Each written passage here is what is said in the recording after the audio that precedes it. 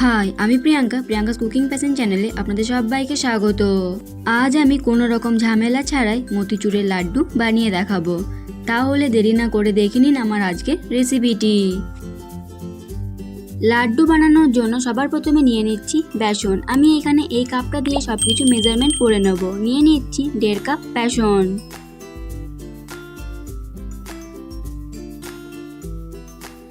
এবার অল্প অল্প জল দিয়ে একটা ব্যাটার তৈরি করে নেব। তবে খেয়াল রাখতে হবে ব্যাটারটা যেন খুব বেশি পাতলা না হয়ে যায়।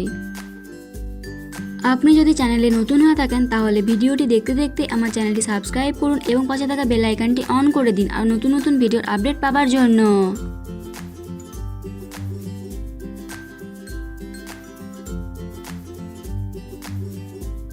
ব্যাটারটা তৈরি করতে আমি এখানে 1.5 কাপের থেকে একটু কম জল ব্যবহার করেছি। ব্যাটারটা ঠিক এরকম হবে, না খুব বেশি পাতলা না খুব বেশি ঘন। কড়াইয়ে তেল গরম হতে বসিয়ে দিয়েছি। এবার চামচ দিয়ে অল্প ব্যাটার নেব আর এভাবে দিয়ে দেব।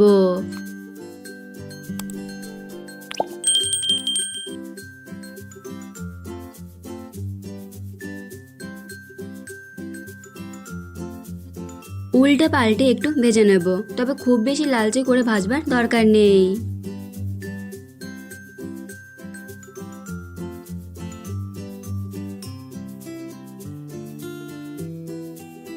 ভালোভাবে ভেজে নিয়েছি। এবার এগুলো তেল ঝরিয়ে তুলে নিচ্ছি। আমি এইভাবেই সব মতিচুরগুলো তৈরি করে নেব।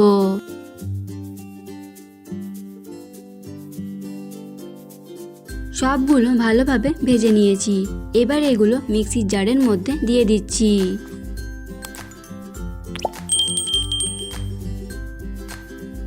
এবার এগুলো গুঁড়ো করে নেব, তবে খেয়াল রাখতে হবে এইগুলো যাতে একটু দানা দানা থাকে সেইভাবেই গুঁড়ো করে নিতে হবে। দেখতেই পাচ্ছেন খুব বেশি মিহি করে গুঁড়ো করিনি, একটু দানা দানা রেখেছি। যে কাপটা মেপে বেসন নিয়েছিলাম সেই কাপেরই 1 কাপ দিয়ে দিচ্ছি চিনি আর দিয়ে দিচ্ছি 1/2 কাপ জল। এবার এটা আমি হাই ফ্লেমে ফুটতে দেব যতক্ষণ না চিনিটা সম্পূর্ণভাবে গলে যাচ্ছে। চিনিটা সম্পূর্ণ গলে গেছে। এবার আমি গ্যাসটাকে মিডিয়াম ফ্লেমে রেখে এটা আরও 4-5 মিনিট ফুটিয়ে নেব।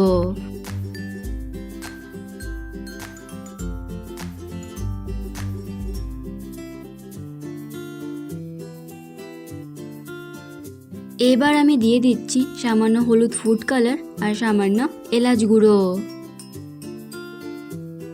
এবার গ্যাসটাকে লো ফ্লেমে রেখে এটা আরও 2 মিনিট রান্না করে নেব।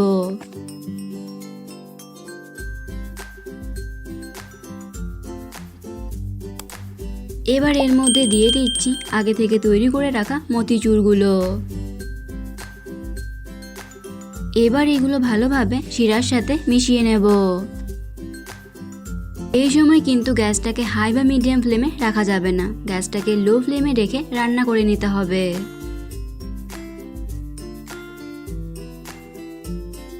গ্যাসটাকে লো ফ্লেমে রেখে এটা আমি আরও 2-3 মিনিট রান্না করে নেব।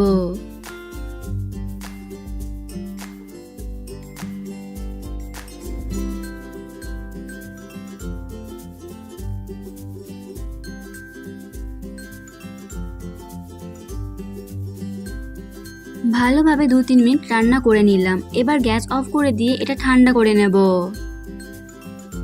এবার এখান থেকে অল্প মিশ্রণ নেব আর লাড্ডু তৈরি করে নেব। তবে আপনারা নিজেদের ইচ্ছা মতন লাড্ডু বড় বা ছোট তৈরি করে নিতে পারেন।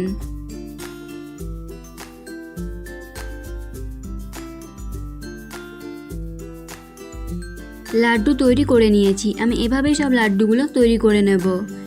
এই রেসিপিটি আপনাদের কেমন লাগলো অবশ্যই কমেন্ট করে জানাবেন। ভালো লেগে থাকলে লাইক এবং শেয়ার করবেন। আজ এই পর্যন্তই।